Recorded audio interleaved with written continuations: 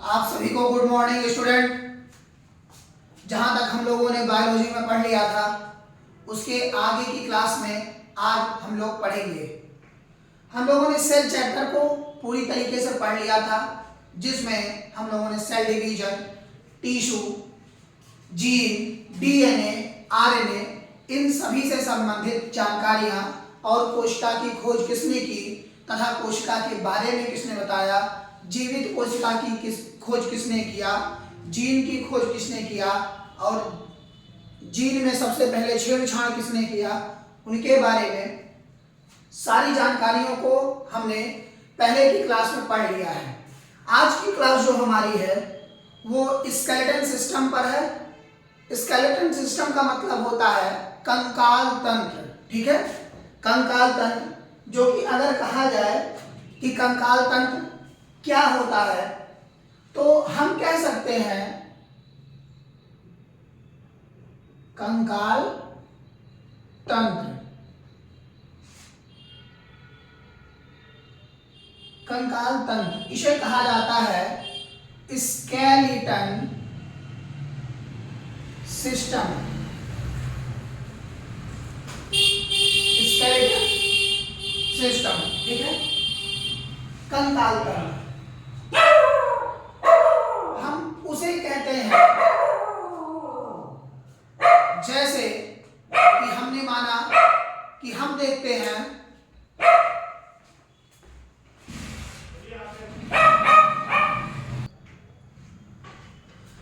हम कह सकते हैं कि जिनसे हमें चलने में, कार्य करने में सहायता प्रदान होती है, कार्य करने में, कार्य करने में, चलने में, खड़े होने में, खड़े होने में सहायता प्रदान होती है, सहायता प्रदान होती है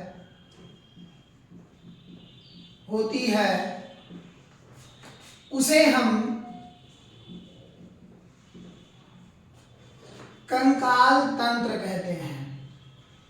क्या कहते हैं? कंकाल तंत्र कहते हैं।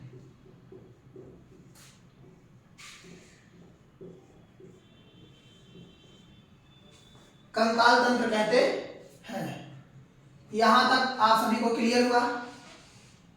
ठीक है, यानी कि हम उसे क्या कहते हैं? कंकाल तंत्र। अगर हम यहीं पर कंकाल तंत्र की बात करते हैं और कहते हैं यह होते कैसे हैं या कितने टाइप के होते हैं, तो इन कंकाल तंत्र को दो भागों में बांटा गया है। कितने? दो भागों में, ठीक है। पहले को कहा गया बाह्य कंकाल, बाह्य कंकाल। दूसरे को कहा गया आंतरिक कंकाल, आंतरिक कंकाल, ठीक है। यानी कि पहले को कहा गया बाह्य कंकाल और दूसरे को कहा गया आंतरिक कंकाल। अगर हम इस बाह्य की बात करते हैं तो बाह्य को एक्सो स्केलेटन कहते हैं। एक्सो स्केलेटन कहते हैं, ठीक है।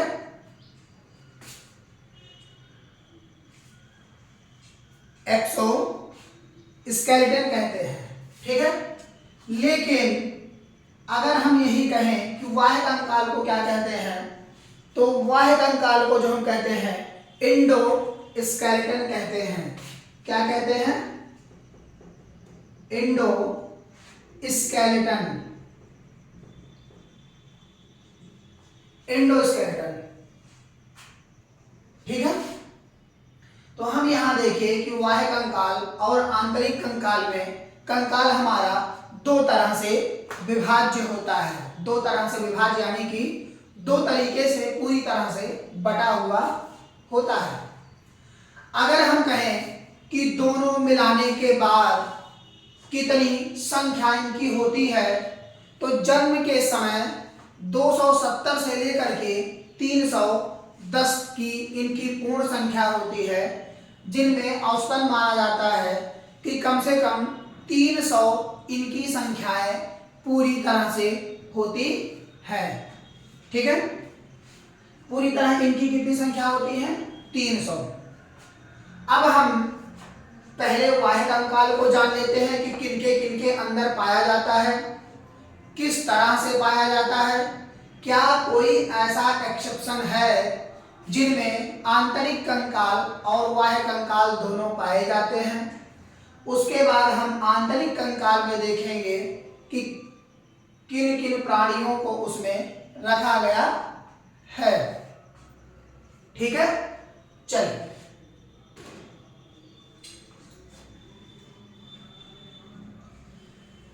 जैसा कि हम जानते हैं कि कंकाल पूरे शरीर में दो तरह से पाए जाते हैं, दो तरह से पाए जाते हैं, और हम यहाँ बात कर रहे हैं बाह्य कंकाल की। पहले हम जिसकी बात करेंगे वो है बाह्य कंकाल। ठीक है, बाह्य कंकाल। बाह्य कंकाल में हम रखते किसको हैं? आपने देखा होगा बहुत से जानवर आपको ऐसे दिखे होंगे जिनके बाहर हड्डियां दिखती हैं, जिनके बाहर, जैसे आपने टिड्डा देखा होगा, टिड्डा। ठीक है, उसके बाद आपने चींटी देखा होगा, चींटी, या आपने पानी में तैरने वाले जीवों में कछुआ देखा होगा।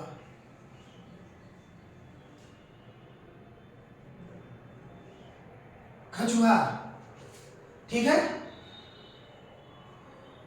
कछुआ ही बोलते हैं उसको,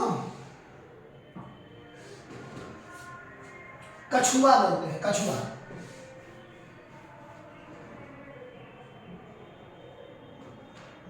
कछुआ, ठीक है, कछुआ आपने देखा होगा। इसी तरह आपने तिलचट्टा देखा होगा,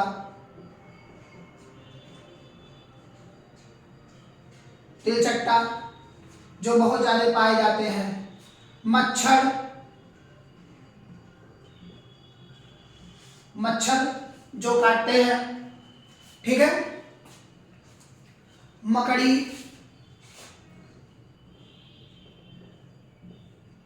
ये सब कैसे जीव हैं? इनके अंदर बाह्य कंकाल पाया जाता है। क्या पाया जाता है? बाह्य कंकाल। टिड्डा, चींटी, कछुआ, मकड़ी, मच्छर और तिलचट्टा, इनके अंदर पूरी तरह से क्या पाया जाता है? बाह्य कंकाल। अब हम अगर आंतरिक कंकाल की बात करते हैं, उसके पहले हम देख लेते हैं एक्सेप्शन केस।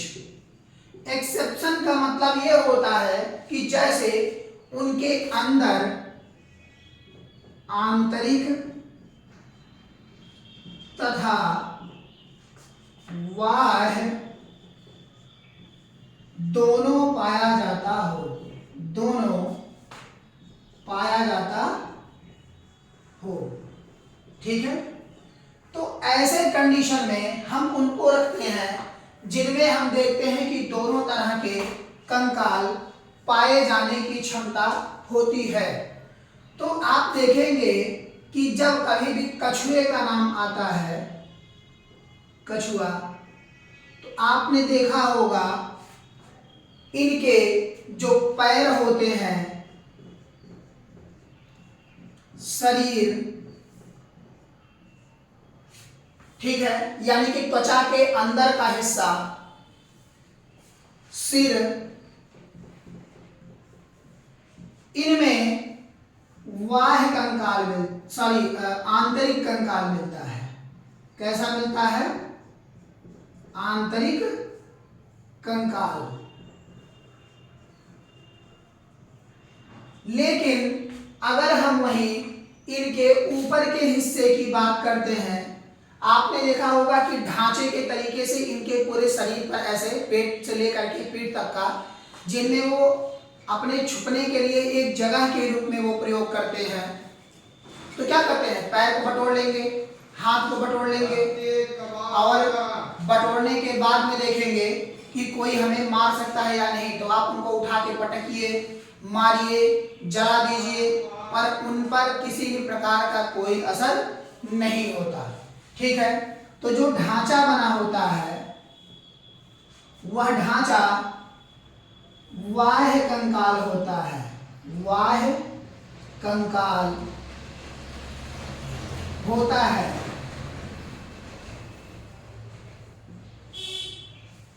कैसा होता है? बाह्य कंकाल होता है। यहां तक क्लियर हुआ? किसी को दिक्कत, कोई भी परेशानी हो तो आप क्वेश्चन को पूछ सकते हैं, किसी भी बगैर संशय के। नहीं समझ में आ रहा है तो आप जो है मैसेज कर सकते हैं या कमेंट बॉक्स में कमेंट कर सकते हैं, आपके रिप्लाई को दे दिया जाएगा।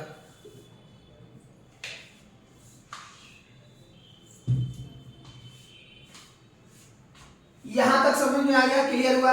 अब इसके आगे हम लोग चलते हैं। ठीक है, जैसे कि अभी मैंने बाह्य कंकाल जब देखा तो इसी तरह से आंतरिक कंकाल भी होते हैं। कौन होते हैं? आंतरिक कंकाल। ठीक है, तो हमें ज्यादा मिटाने की आवश्यकता नहीं है, थोड़ी बहुत में भी हमारा काम चल जाता है, पर यहां मिटाना पड़ जाएगा। ठीक है,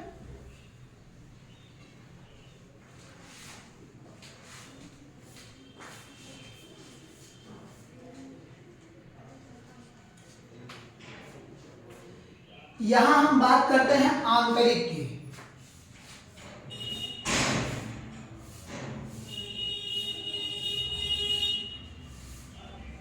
आंतरिक कंकाल। ठीक है, आंतरिक कंकाल किस में देखा जाता है? इसको एंडोस्केलेटन सिस्टम बोलते हैं। क्या बोलते हैं? Endoskeleton system. एंडोस्केलेटन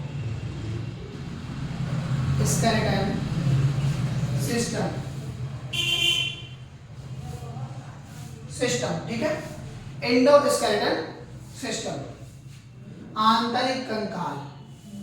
आप अगर इसमें मानव को रखेंगे और देखें क्या इनमें पूरी तरह से आंतरिक कंकाल होता है, तो कहेंगे हाँ। क्यों? क्या कोई हड्डियां आपकी लग है ऐसे कि शरीर से बाहर निकली हुई है, या शरीर के थोड़े से भी अंग से अगर यदि वो बाहर निकल जाती है तो आपने देखा होगा कि उनकी शरीर बेढंगा हो जाता है, यानी कि वह सही ढंग से नहीं रह पाता। क्यों? क्योंकि ऐसा होता है कभी कभी कि हमारे चेहरे की बनावट या हम कहें शरीर की बनावट, उनमें काफी ज्यादा असमानता मिलती है। जैसे आपने कुंवर वाले व्यक्ति को देखा होगा कि उनमें यहाँ पीछे की तरफ, ठीक है, ढेर सारा ऐसे एक बोझे के तरीके से लाद दिया जाता है, जिसको लोग सोचते हैं कि अपने पीठ पर कुछ लाद करके ये लेकर के जा रहे हैं, लेकिन कुछ होता नहीं है। ठीक है, वह एक प्रकार की बीमारी है जो हो जाती है। जब हम इसके पहले जीन पढ़ा रहे थे उसमें सेल चैप्टर में, तो मैंने बताया था कि ऐसा क्यों होता है इनके बारे में। ठीक है, आपने कुत्ते को देखा होगा, क्या कुत्ते में कोई बाह्य कंकाल आपको मिलता है? या बिल्ली को रख लीजिए, ठीक है, और सरीसृप प्रकार के जानवर जैसे कि सांप। कौन? सांप। सांप को आप देखेंगे तो क्या उनमें बाहर मिलता है? नहीं मिलता। ठीक है, तो ये ऐसे जिनके अंदर बाह्य कंकाल ना मिलके, बाह्य कंकाल नहीं मिलता,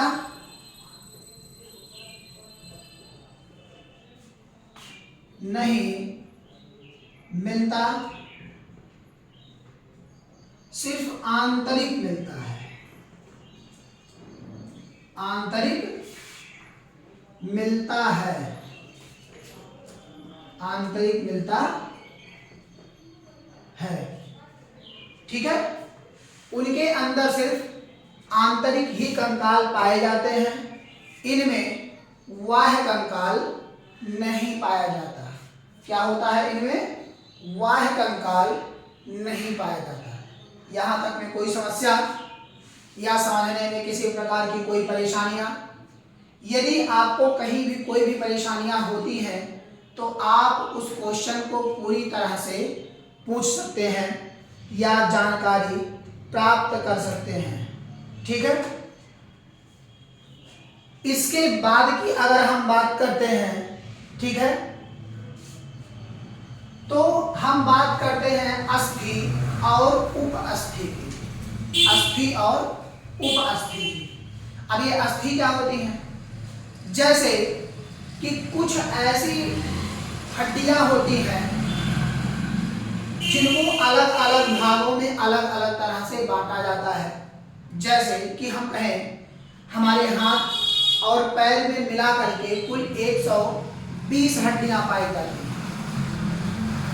और यहाँ हेड से थोड़ा सा लेकर के और गर्दन तक 120 हड्डियां होती हैं। उसके बाद मस्तिष्क की कुछ हड्डियां और आंतरिक कुछ हड्डियां जो मुलायम अंगों की रक्षा करती हैं, उनकी संख्या पूरी तरह से 80 होती है।